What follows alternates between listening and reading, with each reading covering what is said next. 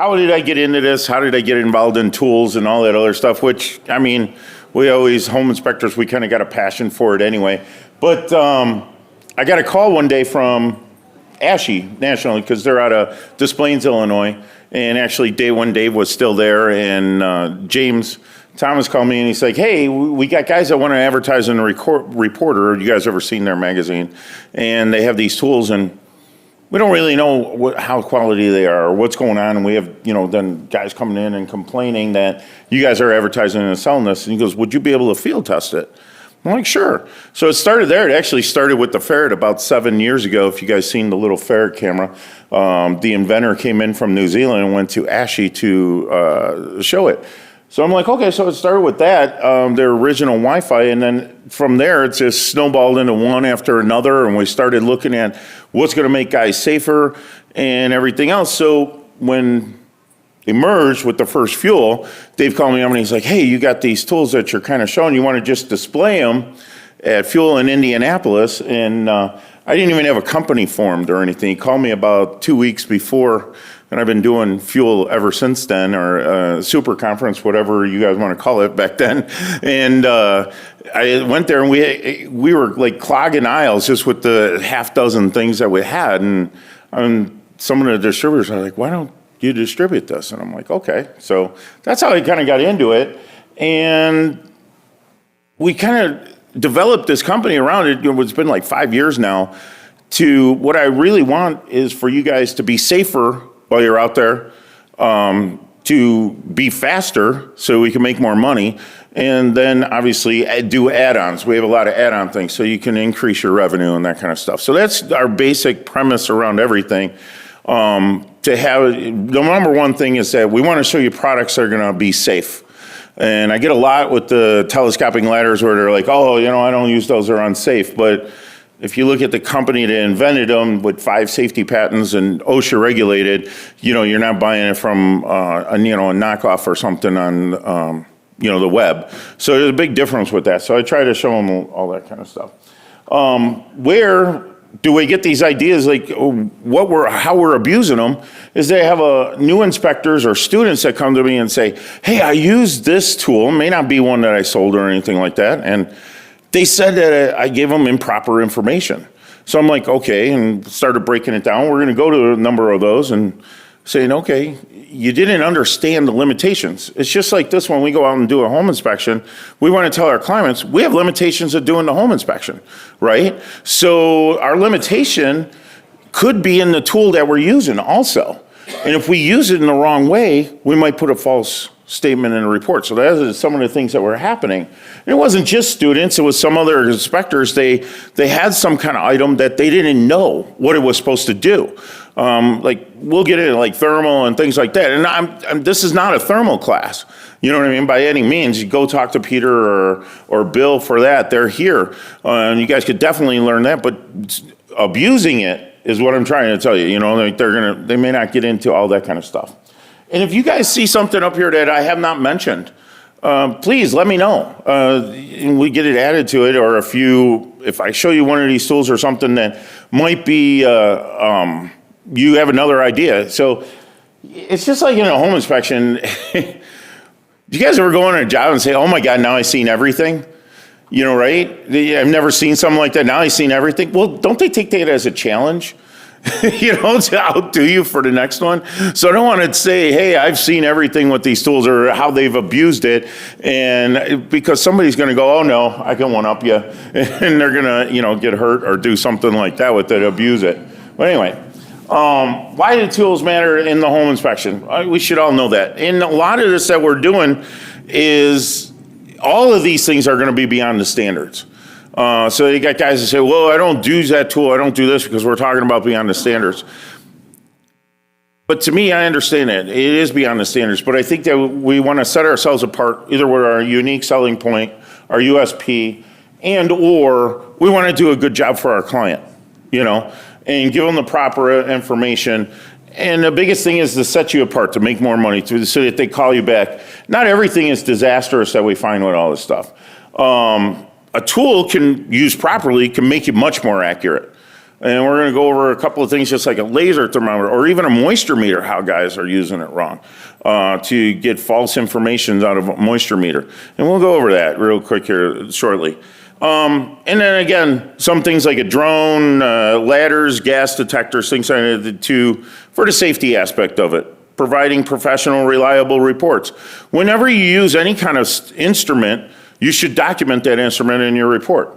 You know, I used XYZ carbon monoxide detector. I used this type of camera to remote see this, or a drone.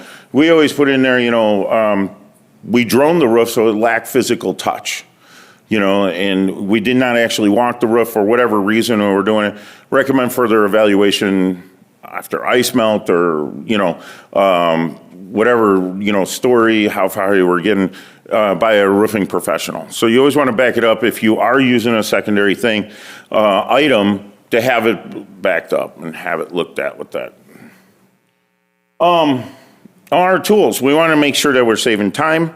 Like I said, that was one of our biggest premise of what we're doing, and with my company out there, what we're doing, even if it's not a tool that I sell or we have, it can help you, guide you with that and that kind of stuff, because I've seen quite a few other ones out there. The right tool helps the inspectors be more efficient, especially during, full assessment. Enhance the client confidence. How many of you guys use drones? Right? And how many times when you pull it out, the client's like, oh, wow, you got a drone? All the time. It's a little bit of showmanship, right? And there's nothing wrong with that. There's absolutely nothing wrong with that. But you got to be licensed, right? We need a 107. We don't want to abuse anything like that. You don't want to fly it when you get restricted next to an airport. We don't go into depth about that, but that's what it with any kind of drone. Let's say, or any kind of tool. Say a thermal, you pull it out. Wow, can you, what do you get? Can you see ghosts with that, right? How many times do you get that question? No, I've never seen a ghost with mine. But so that kind of, but if you start explaining to them what it does do, this is going to tell me an anomaly that could lead to a defect. It's not going to tell me you have a defect. It's going to tell me I have something that doesn't look right. And you start explaining, and we're like, wow, it builds the confidence with your client. What are we doing? Problem is that a lot of people are not getting trained in it. They're just have the tool, and they're not, I don't know. Quite honestly, I think the client could see through your BS when you're trying to, negotiate around something when you don't thoroughly understand it. So I think training is huge when we're going through all that. That's one of the misuses I would say throughout this whole thing, is that people don't have training on just the simplest of tools. Tools are used when a properly client feels more assured that you did the job, right? And then when it's used incorrectly, obviously you got some risk there, and we're going to go over all that.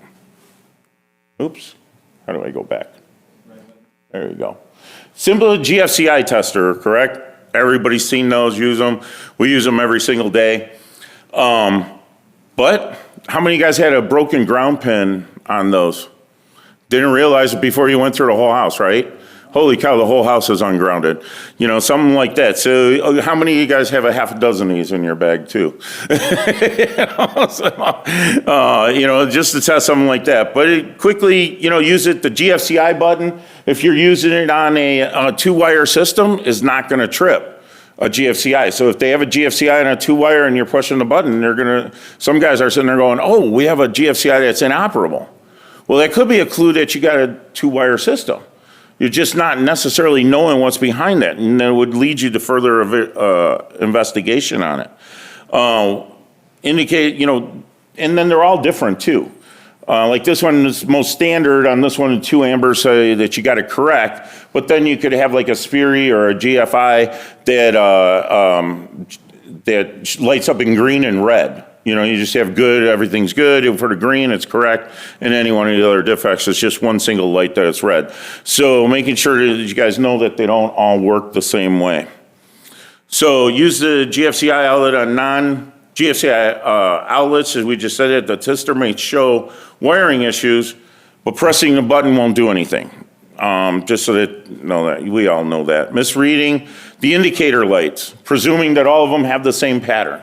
So you got to look at the scale. Did you have a question? Oh, I'm sorry. It's hard to see with the what is that? Oh, okay. I didn't see it. They look like it. Testing in the AFCI mode. So it will work on a combination AFCI, GFCI receptacle, but it will not if you have a standard AFCI. I had a inspector, he wasn't really a student, he was a student of mine, but he's been around for a while, and he's like, yeah, they said there was nothing wrong with the outlet when I was testing it, and it wouldn't trip.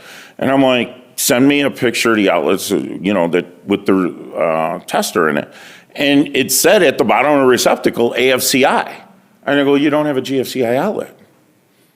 He's like, well, AFCIs are only in breakers. No, they're not. They can make it in a receptacle. So he was trying to trip it, and they look identical, but it just says AFCI versus GFCI. So it will not work with a standard AFCI standalone receptacle on that. So misuse of it, man. What if you trip it in the garage and walk away and it's got their beer fridge loaded with meat in the freezer up there, So one of the big things is not remembering to reset that GFCI. This is a claim I've talked to Inspector Pro that has been quite on, happens quite often. So we instill when we're training a new guy, don't walk away from it. Or if you tripped it and you don't know where it's at, you got to put it, first of all, that's like getting a gas smell. You got to tell somebody I didn't know where the reset was. We just had that pretty recently where we did tell the realtors, they never conveyed it to the seller. And luckily there wasn't too much in the freezer, it was just minor, but they were still upset about it. Yeah.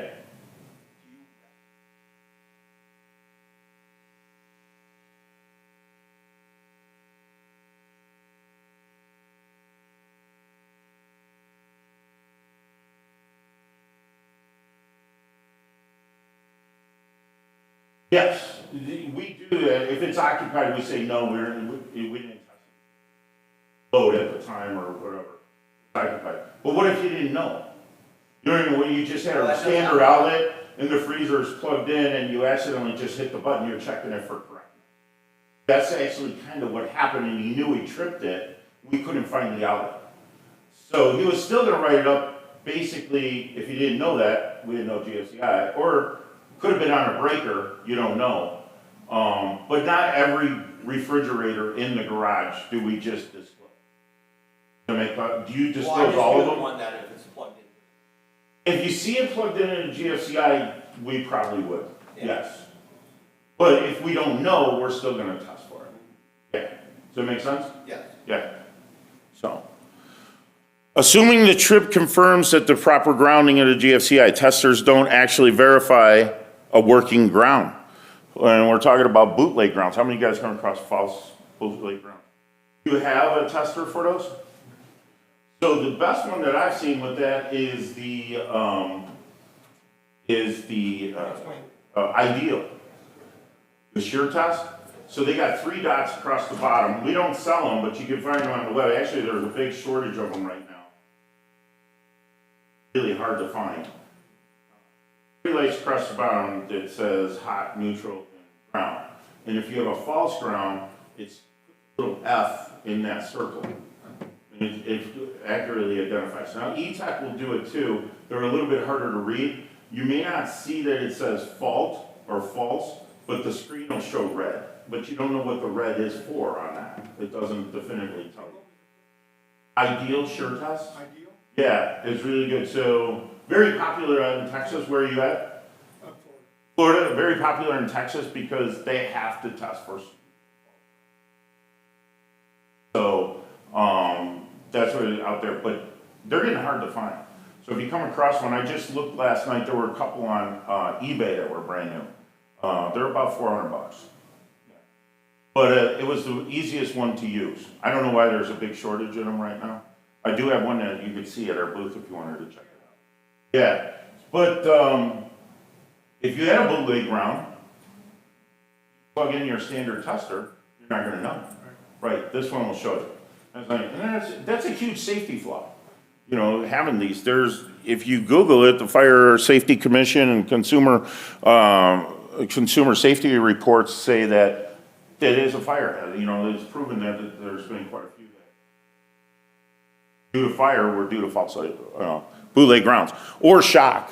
I mean, because we're making the neutral do double duty, correct?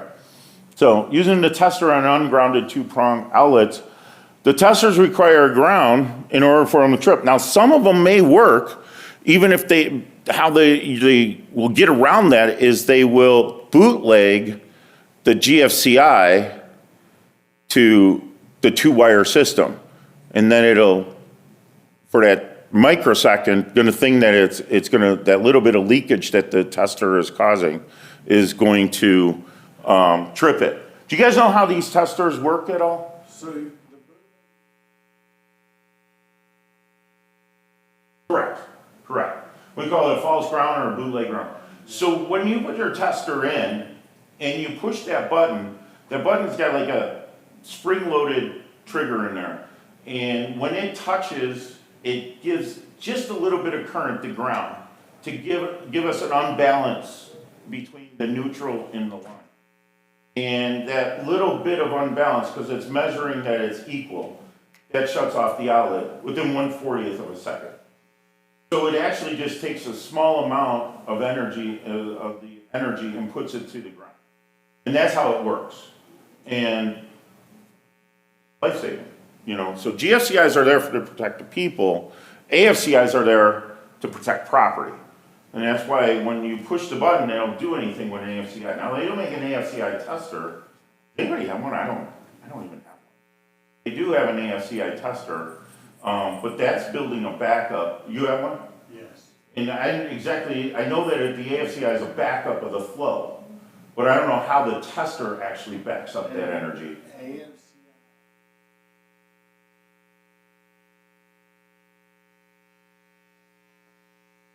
Right, which, a spark would be free-flowing electricity, so A backup. That drills into the line. And it breaks. correct. So when the energy is moving or vibrating, it's kind of like a traffic jam of cars. It senses that and it shuts off. So that's how the two work. They're not But big in difference. In all of this, if you open the freezer and make sure it works, you're protected. Well, a lot of people have the older ones that have no lights or anything, and a box on top type freezer. That always becomes the garage freezer, right? Right. Because you replaced it with a nice new one. Make sure it's running. Yeah. And you can't. Yeah, they should, but they don't. A lot of guys don't. You gotta beat it, and especially you got guys that are working for you, multi-inspector firms, how many of them are flying through the house? You're nodding your head already, so. Make sure you cover your bases. That's what a lot of this is, yep, absolutely. So, multimeters. Any of you guys use multimeters at all and plug them in, two-wire systems? Electrical testers and multimeter use, we're going way beyond the standards with this, sometimes with a two-wire system just to test a two-prong or a two-slot. Multimeters are used to assess the condition of any electrical system. They help identify wiring issues, voltage levels, continuity, load problems on the outlet. Non-contact voltage testers, the little pen style ones, they're picking up electromagnetic energy or polarity that's going around. And that's how those testers work. Plug-in outlet testers, we talked about that with GFCIs. They indicate wiring problems.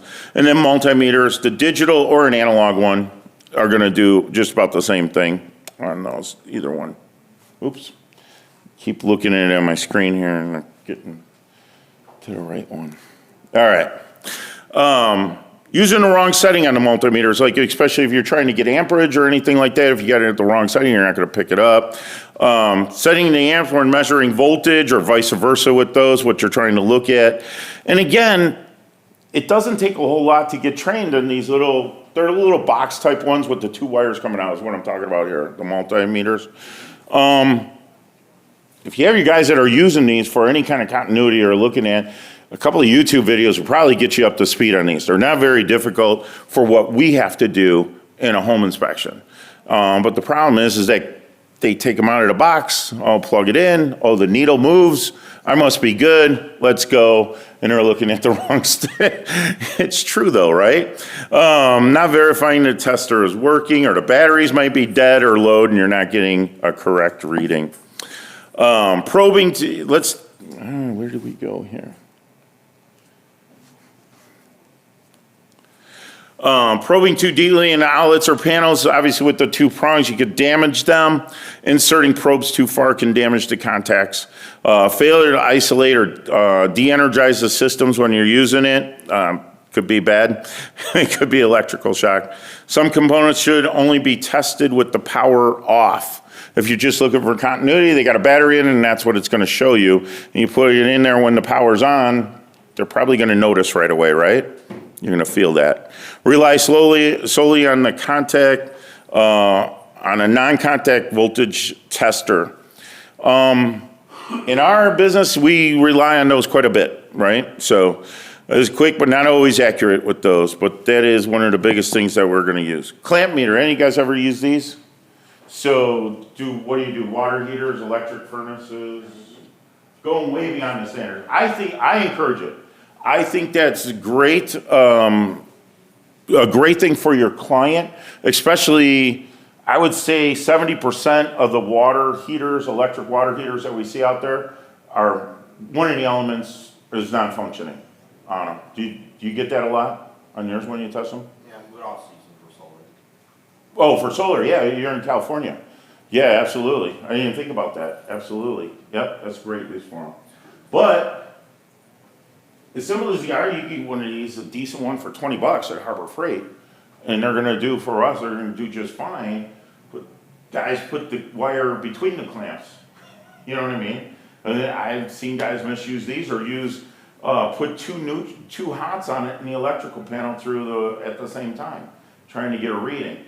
There's so many ways, and again, so easy for this to be abused.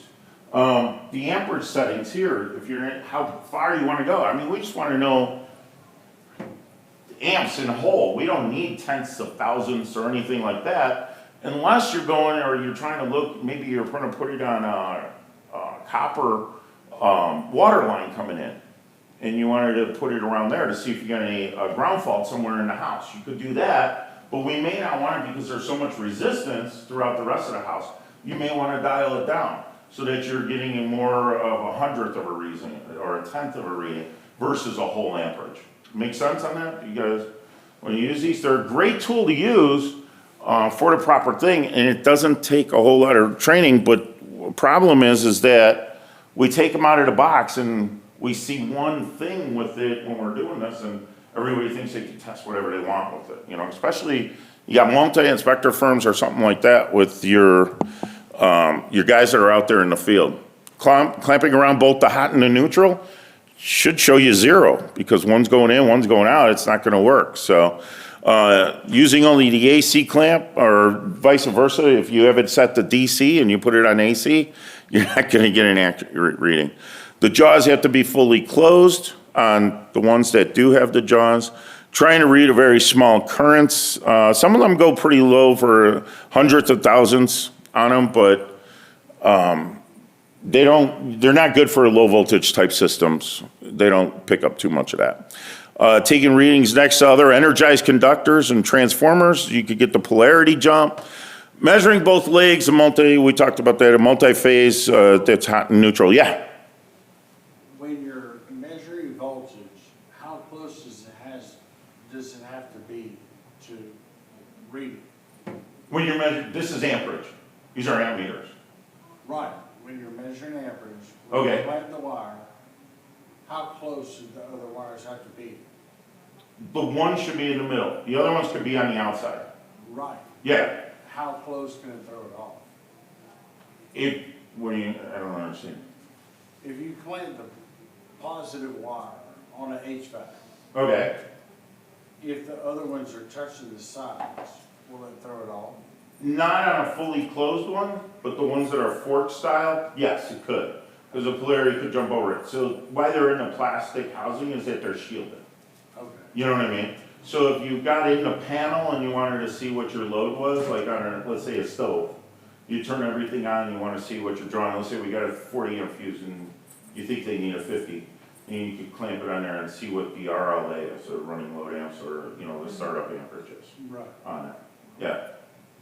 Okay. As long as, but the fork style one, if the one's right here and the one's in here, that polarity, if there's a load on that other one, could jump into there. Yep. Okay. Yep. So that's why I like the jaw style one. I don't care, I don't go for the fork style too often. That's a good question though. Yep.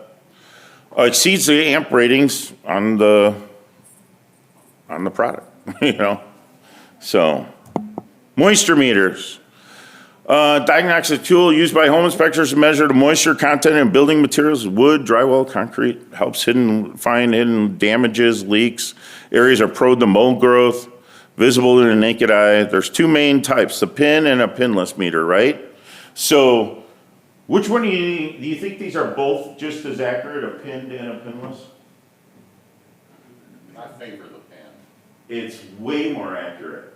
So a pin moisture meter actually puts out an electrical current that's measured the water resistance between the pins, correct. The pinless is an electrical polarity. And then you could get them in different depths. Most of the ones that we use, like a Trimex or a Protometer, is about a 3/4 of an inch depth going into it. Most of the drywall, where we want to see all the way to the backside, 5/8 is going to be about the thickest we're going to be going through. But some of them could go farther. Some could go an inch, inch and a half through the product, depending on how much polarity it's putting out. It works on a polarity loop. And the same thing, that electromagnetic polarity is pulled down by resistance. Not knowing what we got behind the wall could make a pinless give us a false reading. So if we have metal, just like if you put it to the corner bead and you pick up that metal, it's going to give it a different resistance.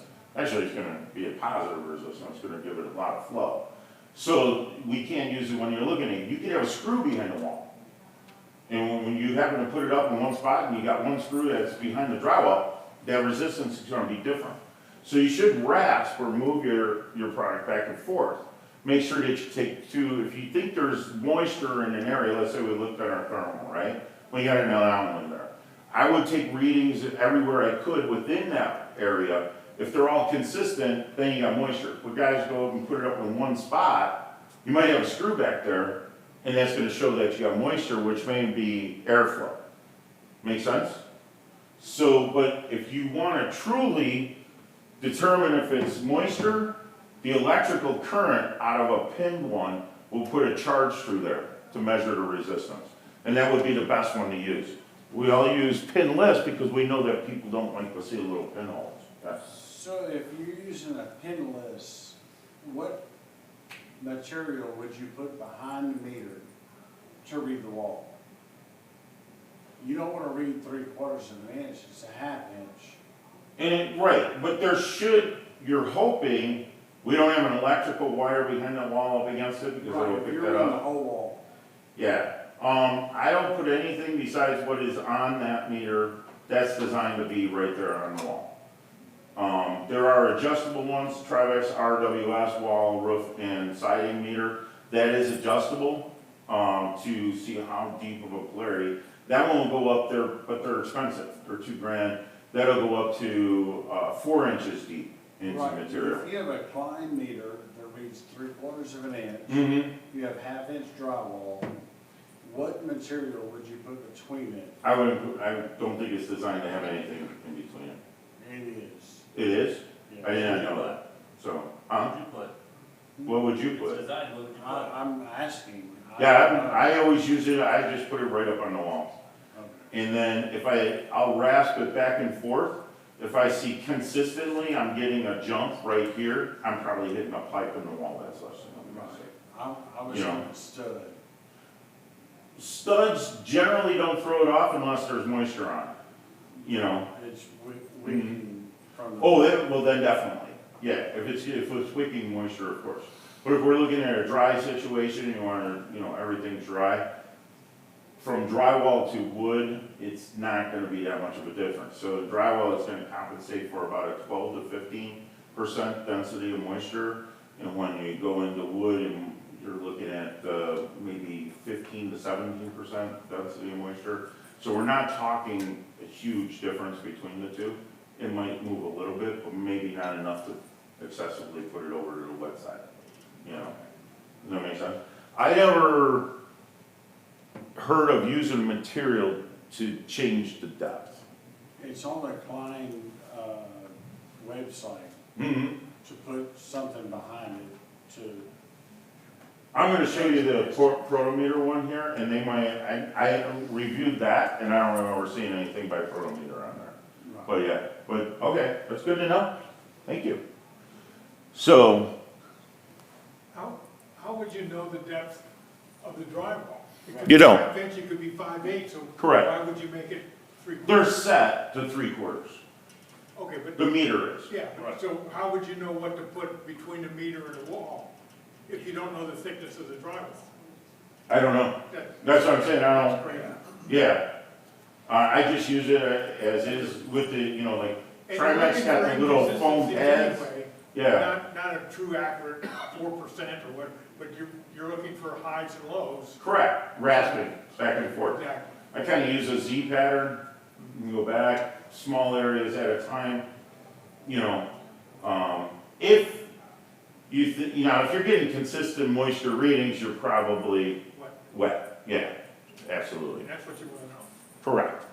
And then, now, the probed one, and if we're in a scenario where we could probe it, use a pick, you know, so have a dual style meter.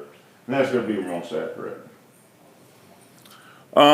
Moisture meters work by measuring the material's electrical resistance or electromagnetic properties, which change once we get it wet.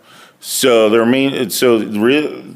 what's surprising is that the water actually adds resistance to that material. I thought it would add more conductivity, but it actually lowers the resistance.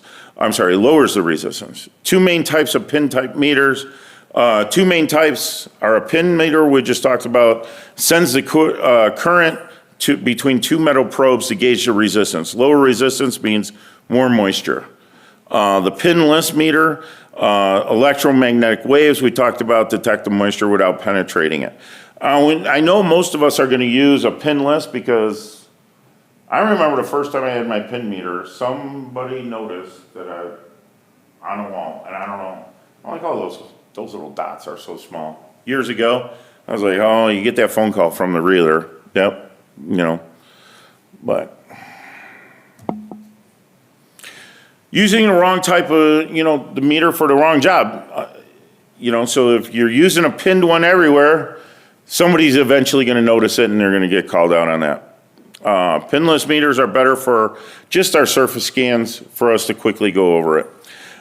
Interpreting surface moisture intrusion, spills or condensation, saying, or cleaning material can elevate the moisture and not necessarily a problem. So just because you come up with a reading of elevated moisture, we want to definitively say that it is coming, it's a leak. We don't know what happened 10 minutes before we got there. You know, kid may have thrown some Mentos in a Coke bottle and they cleaned it up. You know what I'm just saying, you know, you get there and you're like, hey, the thermal is showing an anomaly, and you know, you put it up there and, oh, you got a leak, you know, it must be the bathroom upstairs or something. So, not accounting for the material density.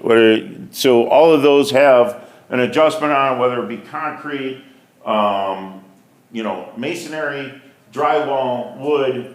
Setting that changes what it's compensating for as the natural density of moisture in that material. So it's going to compensate for that. And not setting your tool to the right one is going to give you a false reading on that. Test at multiple locations, like we said, rasping the wall.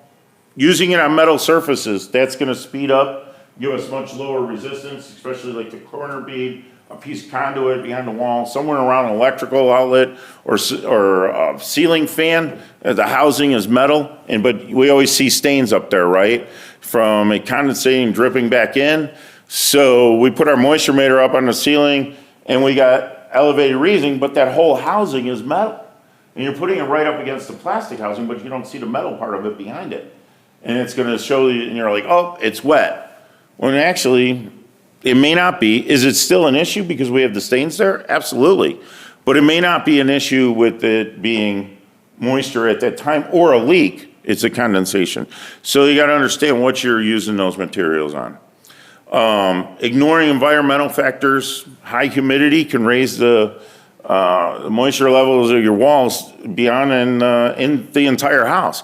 You go down there in the wintertime and they got that humidifier set to 60%.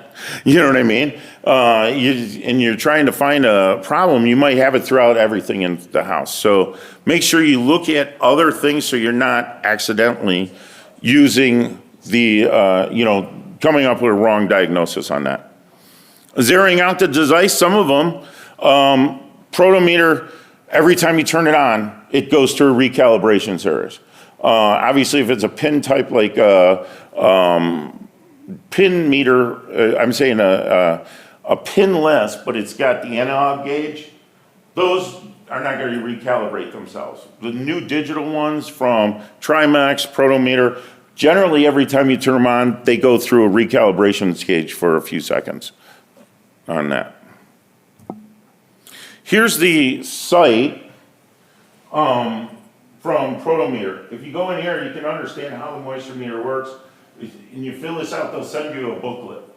It's very helpful. It actually crosses the paths of all manufacturers on that. So they were saying, I never heard about that one with the Klein, but I looked through this one, I don't remember seeing putting something in between or what material. That's interesting though, very interesting. I gotta check that out. You don't remember what material they said to use? No, they just said, put it back. I wonder, you ever hear of that, Mark? No. Like if it's shooting a 3/4 of an inch polarity out, and you want to measure just the 1/2 inch drywall, they're saying put a 1/4 inch backer on there. That makes sense. I understand that, but I don't know what backer material we would use. And would you even have a backer material with you? That too, and like you said, how do we know if it's 5/8 or 1/2 inch? You know, we may not know what the density of that drywall is. It confused me when I read it. Are we measuring stuff that sensitive? I mean, we're there to check out moisture and say, hey, you've got a problem, you don't. What he's getting at with it, why, is that maybe we have electrical lines or something else. Sure. And we're trying to eliminate that false reading of those. So wouldn't the thermal camera then do that if you hold It that and, may not pick up the electrical lines. yeah. Or if it's moisture leaking from the drip edge coming down the wall and the insulation. Well, then you should have more than You one see spot. it I mean, you'd be able to behind see. You're gonna have pretty consistently You're gonna have a everywhere. line all the way Yeah. down and it's gonna be. No, I agree, if you're quickly doing this on an inspection, you wanna prove something, but me personally, I would just switch over to a pin and poke it, Right. you know, Stab it. and stab it, and I know you're gonna leave some marks behind, but I think you're doing a better job for your client, saying, we got moisture coming in from the exterior to this drip edge, than we do, just a little bit of staining or something on it. It's right there where the dots are, so you know exactly where they're. There, yeah. Maybe do a little smiley face, there, I rasped the whole wall. Markers for your moisture, right there. Yeah, there you go. Maybe make an arrow. There you go. Well, yeah, you guys want to check this out with, it's a free download from Protometer on that. So let's go into some other tools. I know a lot of guys start out with, they carry a screwdriver, and I hear this all the time, especially from students. I don't need an all punch, I don't need an ice pick. I use my screwdriver, that's what I was taught to probe wood. Well, they splinter the wood, they leave these big gouging marks and everything. At least with an ice pick or an all punch, it's smaller, may not be noticeable, but you're gonna do a lot of damage with this. Using a screwdriver to probe wood, I don't know, it was one of my pet peeves when I'm training my guys, and I always wanted them to use an all punch on that. I think it's a much better tool. Go to Ace Hardware to pick up one of those for for $1.50. Much better on that than using the wide edge of a screwdriver that you're taking the panel off. That's the way I look on it. But Hank, it's so much nicer when you're doing a termite inspection, because you get to rip the hell out of the wood. Okay. Yeah. You know what my answer would be on that, right? What are you gonna say? You destroyed my wood. No, the termites did. Right. But, no, you're right. But I would still use the all punch. Screwdrivers really aren't designed for probing wood. You could do a lot more splitting or gouging of the wood. Looks more destructive to your client, even though if you did have the termites, they're already destructive, right? There's nothing you can do on it. May give you some false reports. I don't know about that necessarily. Or the wide blade may not penetrate some smaller soft spots. The liability creates just the appearance. Again, they don't own the house yet, so you guys ever hear of it just with the little pins from the pin moisture meter? Imagine if you're doing this with a screwdriver with that. All punch is designed for probing, provides a much more accurate feedback on the wood condition, less invasive on cosmetic issues and professional images as it shows. Best practice is always carry a dedicated probing tool. Demonstrate probing gently, don't be stabbing into the wood. Explain to your clients when you're doing it and why you're doing it. So even the all punch is gonna leave some marks behind, but you gotta let them know what is going on and how you're doing it. Document the footings, document your findings, and carefully for a rot and extension recommended. Let's talk about some ladders, right? Little two behind here. Ladders are a critical part of what we're doing. We use a lot of these. Obviously, we got telescopes here, and we got extension ladder. A-frame ladders. How many guys just take the A-frame, don't fold it out, and just lean it up against the wall? You guys never done that? Never is a big word. Yeah, never. No, we don't do it out. Yeah, well, they're not designed for that. They could slide out. They're very dangerous in that point. Obviously, an A-frame ladder, telescoping ladders, we had A-frame ladders and extension ladders on those. So, common mistakes used on these. Failing to inspect the ladder before each use. It only takes a few seconds. When I'm training a new guy, we spend quite a bit of time going over ladder safety. The number one way home inspectors get hurt is getting off the roof onto the ladder. They don't fall off the roof, they don't do anything. Ladder slipping out, some others, and we're gonna show you some video of that kind of stuff happening here. Proper angle for an extension ladder, 4 to 1. For every 1 foot up, it should be 4 foot. Every 4 foot up, 1 foot of angle on it. Using the ladder with damaged rungs, loose hinges, it'll be all right for one more inspection. This is, this is one of the most serious things.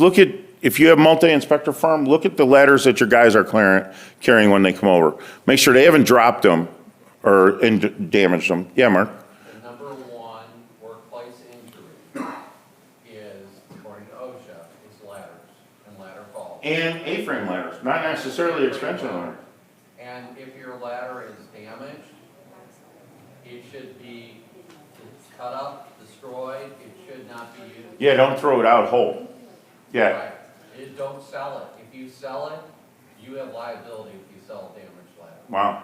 And from a multi-inspector perspective, we require every one of our inspectors to fill out an inspection form on their ladder. Every ladder that they have that they're gonna use for business once a year. Oh, that's good. And they have to turn it in. And if they don't do that, we take them off the schedule. Wow. One of the guys in our area, Tom Cooney, he got his knee screwed up on a 3-foot ladder. It doesn't have to be a tall one. He brought it in, his shoes were wet, aluminum 3-foot ladder, slipped between the rungs, went down, and he had a knee problem. He was out for about 1.5 years. Yeah, cast the whole 9 years. Joe from On Target in my area, with 8 o'clock in the morning, no one was there. I'll knock out the roof, put his ladder up on a deck. The deck is kind of mossy and dewy a little bit. Went up, did his whole inspection, came off, stepped on the ladder, it slid out. So he was out for 11 months with a broken leg and a fractured hip. So it's just not worth it. The amount we're getting paid is nowhere near the amount for anybody to get hurt. Whether it's you or one of the guys that work for you, it's just not worth it, Okay. Yeah. When you're setting your ladder up on a deck, what do you do to make sure it's safe and it won't slip? Well, if we have to, we're gonna bring a couple of putty knives and put them into the deck slots. So that's what we practice. Yeah, screwdriver could work too, yeah. Have you guys ever seen this, the ladder lock? Once you get this set up, these things are really hold the ladder well. You guys can check it out here. These are really, I can't believe, we set this up and we hung off the ladder on the side and it didn't move. So these can work really well. Goes around the top rung there. When you get this adjusted, then this part clamps onto the gutter. And then once you get it set to your ladder, it's only a few seconds to put it on when they carry it up. So, be up there, you guys can take a look at that. That's for extension ladders or a telescoping ladder, but not for an A-frame. So, here we go. The ladder is too steep or too flat on the side. It's backwards. Recommended angle is 75 degrees, about 1 foot out for every 4 feet up. Not securing the ladder in an uneven or unstable surface. Overextending the telescoping ladder. The sections don't overlap enough, makes it unsafe. Setting it on ground, grass, gravel, sloped ground without a proper stabilization or a base, tipping. All of these, how many of you guys are just, oh, it'll be fine? You guys used a couple 2x4s to put under one side, level it out. Failing to hear or check that each rung is locked into place. This one's got a visual check too, even if you don't hear it. Here's a good one. This is compliments of John. So what he did here, there's 2 roofs. You guys have ever done this. Got up there in the first roof, pulled the ladder up to the second roof. Holy shit. That's exactly what somebody else just said, right? So what he did is pulled it up he went up from the ground, got to the first roof, pulled it up. You want it again? Don't ever do that. Yeah, let's watch it one more time.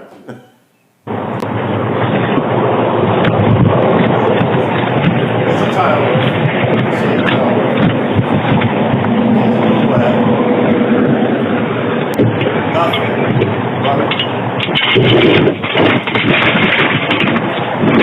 Holy shit.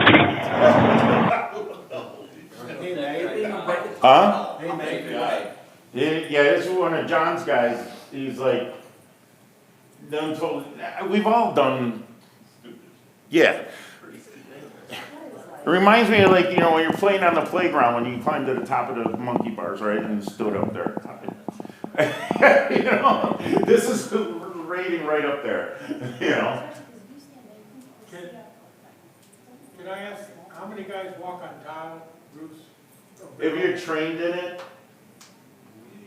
but I don't recommend it. So, barrel tile, if you know how to do it. I don't let my guys do it, even though I did roofing and I was trained in it. I'm not as skinny as I was at one time, so I don't want to do it. I don't recommend that at all. If it's not an asphalt shingle, I don't even like walking wood roofs because they could get mossy and dewy. I don't even like doing that. So, no. But steel and barrel tile, slate, a lot of guys know how to do it, and they do it. Huh? Slate's expensive to replace. It is. Well, you have to in California, you guys got all that new composite, and I was out in the TECA training, and it was 103, and they said they don't recommend you walk that because it could warp and screw it up in the desert. But everybody's putting that. We use those chemicals. Yeah, That's- absolutely. We don't walk on any. Right, or a drone. No. You do a We drone. got. Yeah. We got no fly zones. We all do. Yeah. And then the limitation of a drone is that I'm not gonna fly it in wet weather or by an airport, You spend $3,000 on a drone, you don't wanna be putting water in your motors and burning them up. That's not cheap, So. No, I can't advance to the next one here. There we go. I got mine on computer. All right. Using an A-frame ladder while leaning against the surface, it's designed to be open, not leaned up against it, right? Not intended to be used closed portion of any type of surface. Standing on the top rung or the cap. How many of you guys have a 6-foot ladder had to get into the attic? They make a 7-foot. They really do. It's a lot easier. It's only a foot higher, and then you can step into it. Or you can get an 8-footer and go right into the attic, but you tend to have the risk of hitting the ceiling and putting a mark on it. But most of us just go to the store. They don't sell a 7-footer at the store. They're a special order. But they do sell them. Werner has one, fiberglass, way better to use. Exceeding the ladder's weight capacity. I resemble that pretty much. Anyway. That's actually a guide, not a regulation. Depending on the type. According to Warner. Depending on the type. Right. So some other brands, the weight limit on there is the weight of the ladder. But if type 1A, then their failure point is 3 times the load. Or 5 times so like the EP, the other ladder I got there, that's a 5-time failure point of that ladder. So that ladder is rated for 300 pounds. It actually fails at 1,500. So it's all in those tags mean something. And we have this new thing called Google. You guys ever heard of it? All we got to do is type it in and ask Google, and it'll tell you what the failure rate and the load is on that. So, carrying our everyday tools, climbing up, doing everything with that. Cameras. Can we abuse using a camera? So, essentially, we use them all the time for documenting in our inspection. Digital cameras, smartphones, we use them. Infrared and thermal type cameras. Detect temperature differences in walls and ceilings. We're looking for the anomalies with that, right? Inspection cameras, borescope, endoscope cameras. We find a spot to go into either I use my borescoping on stoves, drywall if we have a small opening in there, we want to see something behind it, or we're doing a moisture intrusion, boring a hole. But we get it colluded when we put it in there, when nobody ever blows that out or cleans that out. 360 or a wide angle camera. I had a student went through it, thought he was revolutionary. I'm going to use 360 photos and everything and put it in all our report. The reports support them now. That's all he used. The client doesn't know where the defect is in it. He had put at the end of the report a 360 of every, each side of the house, every room, and he got, I think it's abusive of it, They're great. Do you guys use 360 cameras at all? So we do to document the home. I don't want my guys to put it in the report. But we save those if they ever came back and said that outlet over here on this wall at outer wall, didn't operate. You didn't tell me. Well, there was a dresser in front of it. You know what I mean? We have that documented. It only takes about 4 or 5 minutes to run through a house and snap the 360 photos in every room. It's very quick. So that's the only thing we use it for. And I like it for that. So we save it for documentation of the home, right? Blur, how are you gonna abuse it? We all failure to check our photos and make sure that we took a clear photo. Using it, how many of you guys had to use a blurry one or poorly lit one in your report? Lack of a close-up, defects, distorted or unlabeled photos, they should all be labeled well. Thermal cameras, this is another one that's pretty popular. Again, this is not here to teach you guys how to use a thermal, but I had so many guys this just shows stopping by and say, I have a thermal and I think I'm pretty good at it. Okay. Did you ever use it to evaluate an electrical panel? Oh, it does that? You know what I mean? So, I'm like, you know, you own this, whatever, the $100, several $100,000 camera, and you don't know the, you know, expectations or what the limitations of it are. You know, so you should really get trained. Peter has great training classes, so does Bill Fabian. They're both here. I highly recommend that. Seeing cold air as water intrusion, guys do that all the time. They just rely on the camera. Oh, you got a wet spot there. No, that's air intrusion. The window, see, is open right next to it and the cool air is coming in. Using inappropriately warm or cold conditions. We had a real good case with an inspector, and he wasn't new. He's been around for a while. Using it on an electrical panel. And the lugs on either side, he was saying that the lug, the service entry on the left-hand side was hot. And he ain't an electrician because it's probably loose. Called the electrician, they put a torque on it, and no, it's just fine. Nothing wrong. I got this thermal photo. He's wrong. Call another electrician. He comes out there, nothing wrong with it.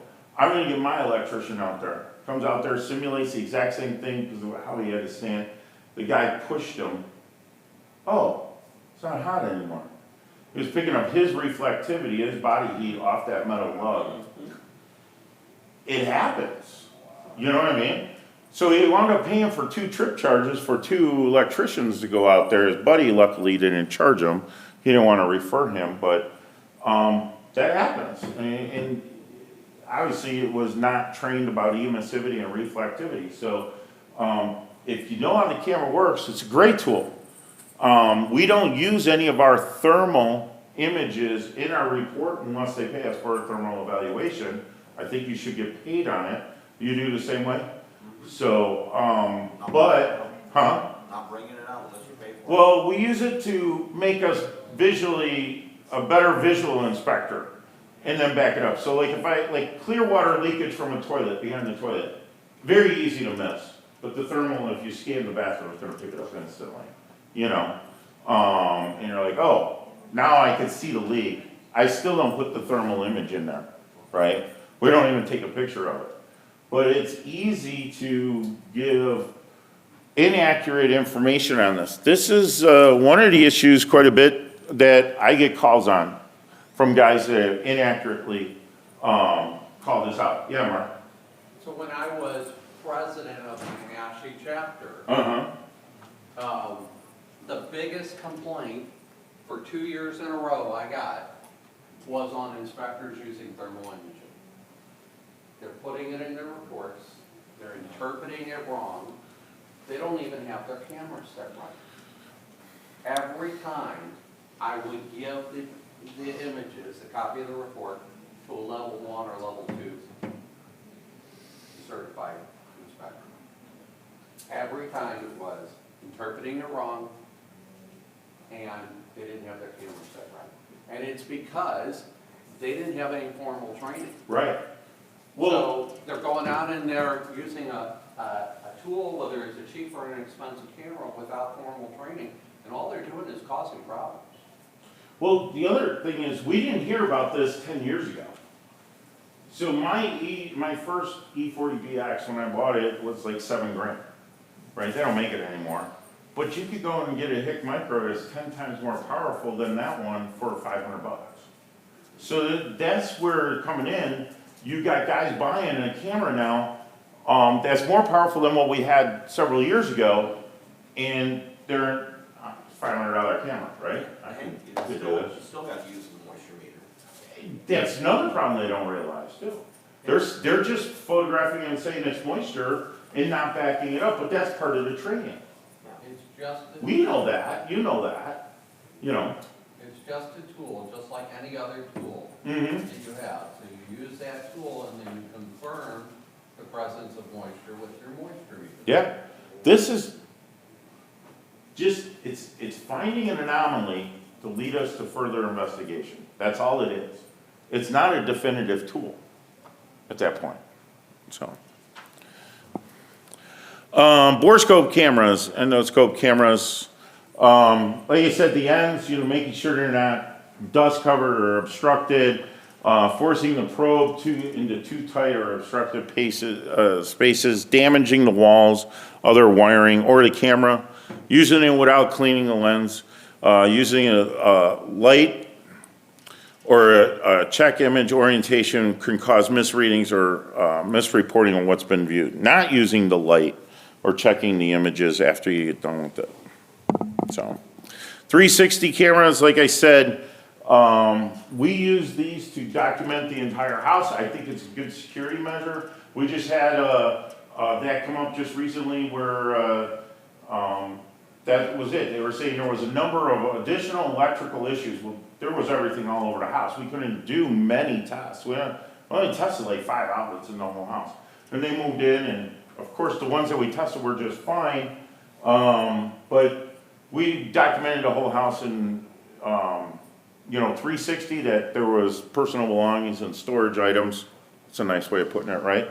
So I know you want to say it's something else, but personal items and storage items in a way, so we couldn't see what was there. And you should never use these rely on their own. We use them for documentation. I think it's a great tool for that, and I think that's where it should end. I know all the reports support these. Do anybody use these in their report, 360 photos? Yeah, we don't either, but yep. The other thing is capturing personal and sensitive information. We were in California and I helped them out to do the guy was a fill-in drummer for like a lot of bands. And went in through and one of the things that happened with one of the students we had, he's photographing all this stuff that's going through it. Well, this is gonna photograph everything. And if they have some kind of sensitive information or somebody that, has nice paintings or artwork around, you want to avoid that. You may not want to use this type of camera. So people do that and they put it in a report, and then your report's getting passed around, 7 to 9 times. And all these other people, you don't know who's looking at this, is going to see their address, what they got, and everything else. So you got to be careful with them. So. Taking unclear photos is pretty obvious with this, blurry, dark, overexposed. Not properly labeling or organizing your photos when you're doing this. Using only wide angle shots. When we have an anomaly or something or a problem, the standard should be one from far back, one medium, one close up, all in a row so that people can see exactly what you're doing. Using your arrows and that kind of stuff in your report software to document that. Over relying on your smartphone or your Zoom. Most of them are interpolated that could give you a pretty good image, but I don't know if I would always rely on that. Failing to protect the client's privacy, again, that is something that could really get you in trouble, and be careful with that. Using infrared camera without proper training, we talked about that. Focusing on inspection cameras in too tight of spaces, pushing the borescope into small gaps. Laser thermometer, how many of you guys use these? So, how many of you read the directions on them? So, that's it, right? Yeah, a little more than that. So, these have a spot ratio.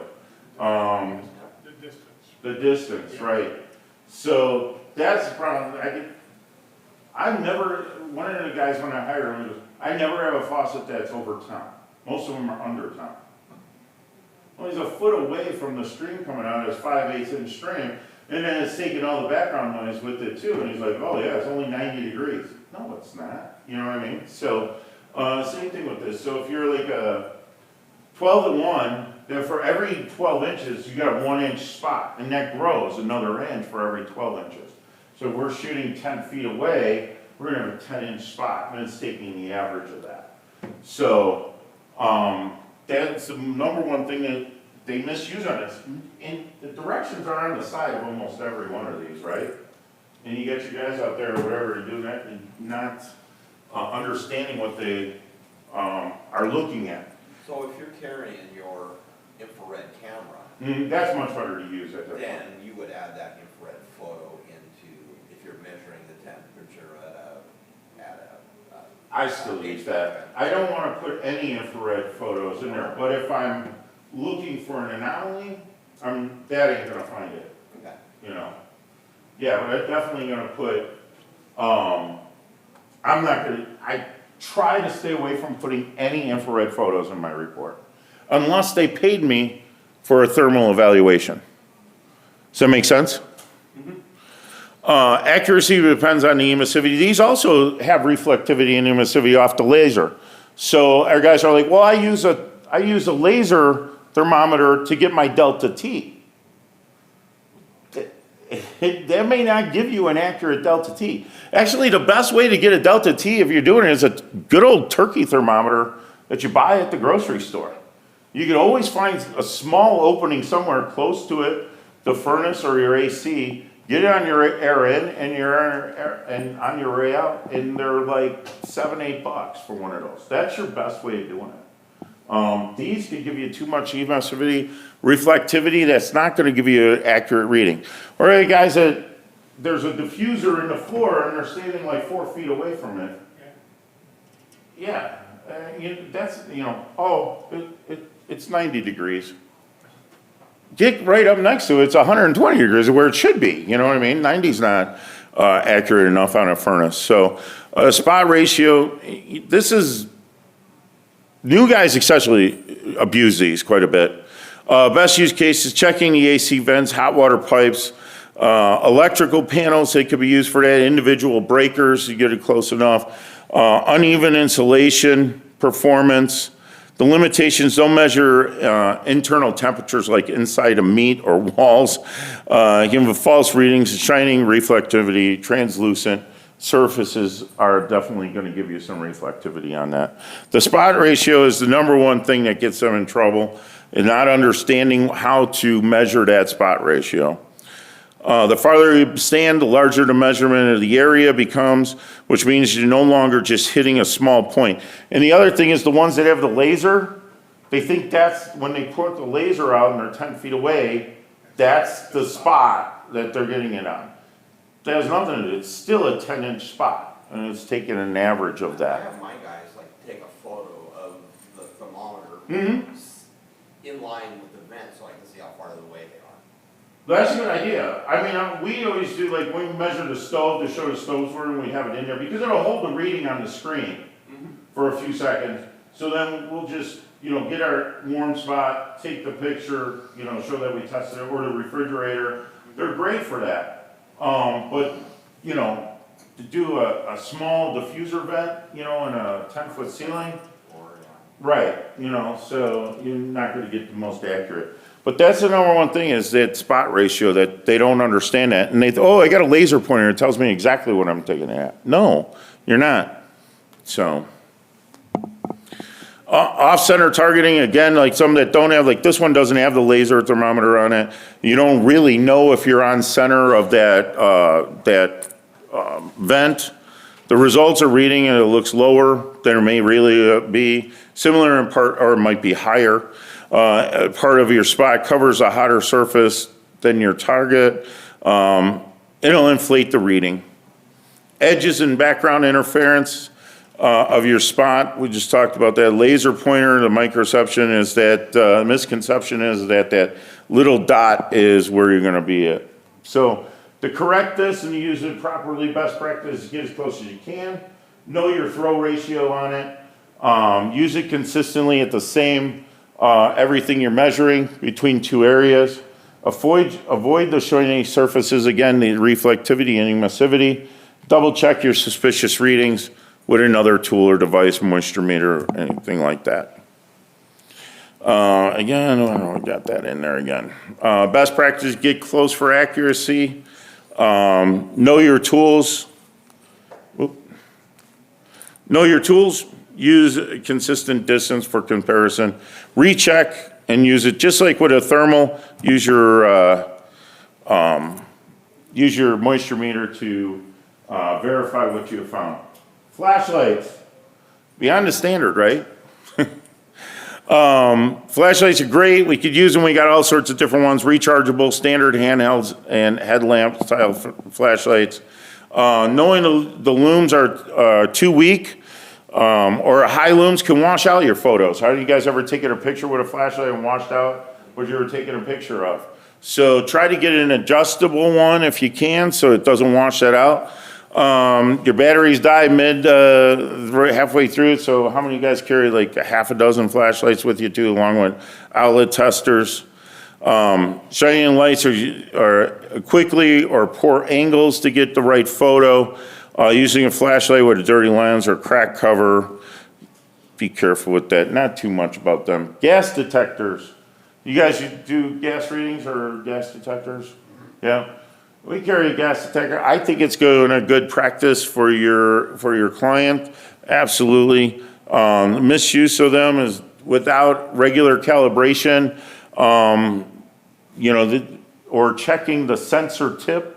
Especially like if you're on a newer construction, they got pipe dope, and you're trying to check all the fittings.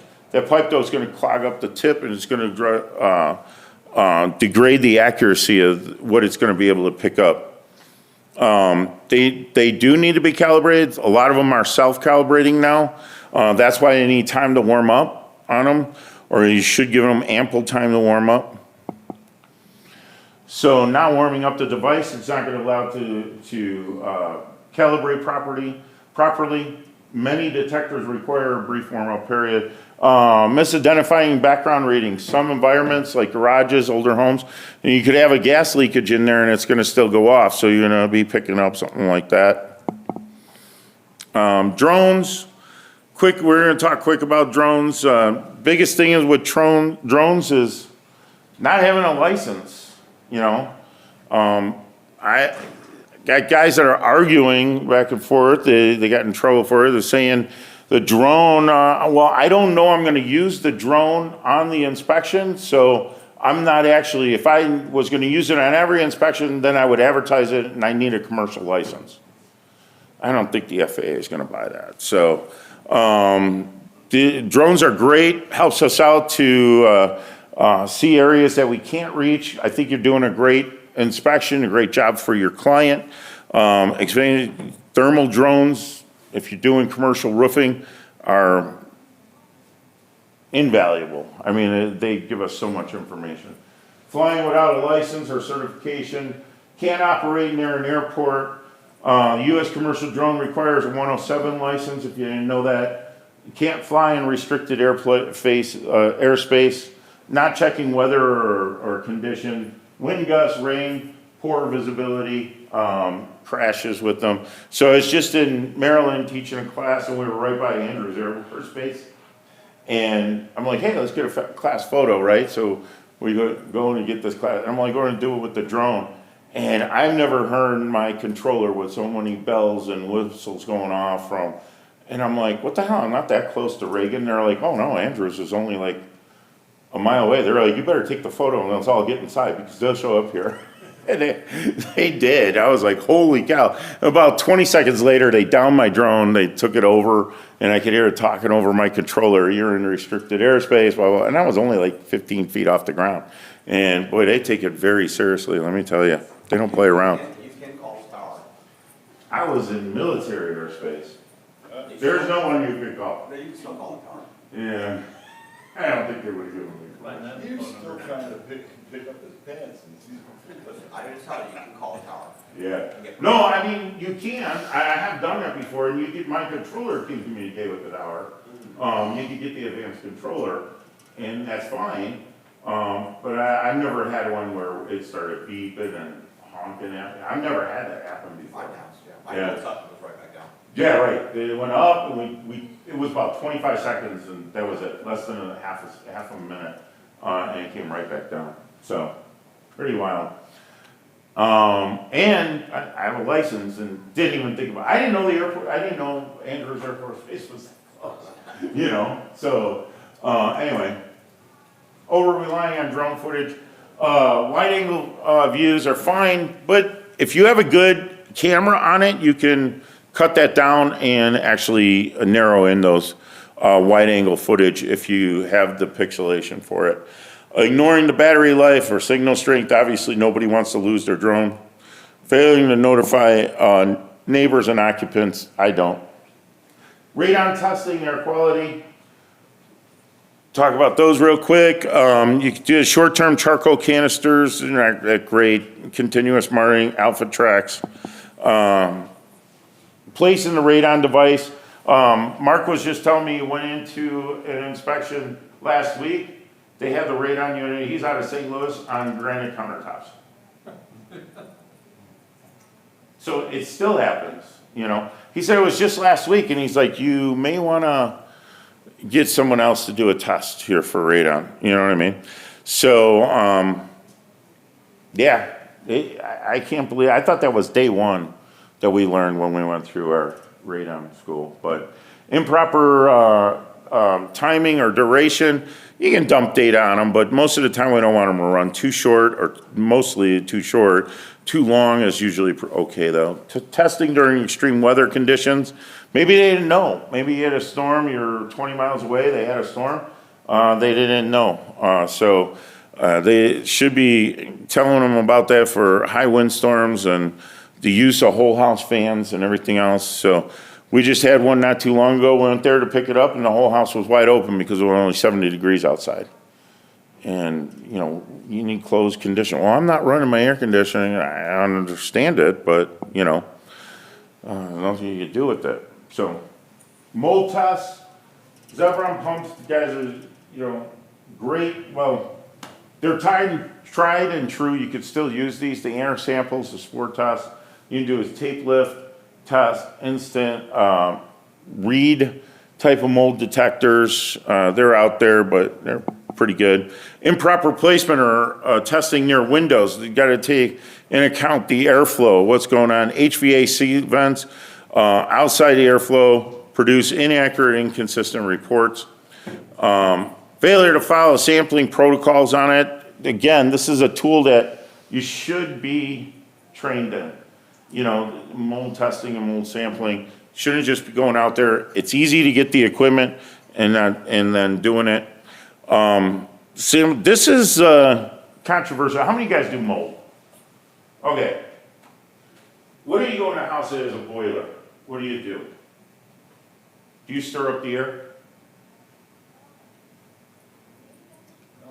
No? Huh? So, well, there's a lab out there that says you should take a small leaf blower and stir up the air in the house before you take your test. I don't know. I started looking into it. I would say that would be wrong. But I was asking a remediation company, and said, no, that's exactly what we do too if you don't have a furnace to turn on to get airflow. You guys ever heard of that? So it's kind of, I don't know. I had to do some more looking in it, but here when we checked with some other places, they said, no, you can't stir up the air. Well, I have other mold companies by me that, yeah, they go through like a little DeWalt or a Milwaukee Air, and they'll stir, even on a furnace house, they'll turn the air on, turn the blower on, and stir it all up. I think you're actually gonna always get bad air quality, right? I had another guy, we had pictures of the basement, we had 65 pictures of the attic in the basement total, and they had somebody come in there and tell me you got a mold problem. Well, they finally showed me a picture of him doing the mold test. He had a Zephyron pump in the corner with the thing about a foot off the floor of the basement. I really pushed the test. Of course it's gonna be bad, you know? So guys are out there doing this kind of stuff, but we don't want our clients to do it. We don't want our employees to do it, but you gotta be careful when you're doing that kind of stuff. I just wanted to get your opinion about stirring up the air in the house. I didn't know if you guys ever heard of that. We don't have a problem with having an HVAC on. No, We don't have boilers, so. right. So Yeah. Normal, they are, well, that could be normal. Just turn the fan on. right. Yeah. And that is a recommended part of it. But using a leaf blower, No. That's like them moving out, now testing the day after they move out. Well, of course, the air's gonna be contaminated. a lot of dust. Yeah. Yeah. Or you know that if your duct's clean, and they're like, oh, I had my ducts clean, I want to get an air quality test now. They test it the next day, it's through the roof. Right. Because you just disturbed everything in the ducts. It's gonna be blowing like that for a few weeks and look terrible. Yeah, they say having your ducts clean is not always the best thing to do when you're trying to increase the air quality of your home. Because you're loosening up all that stuff that's been in there that they did not get out. I don't know.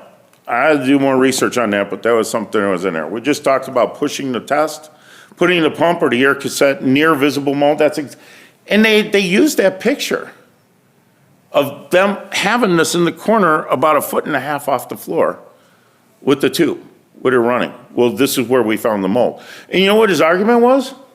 What's any difference between that or if I did a tape lift? I would have not taken it.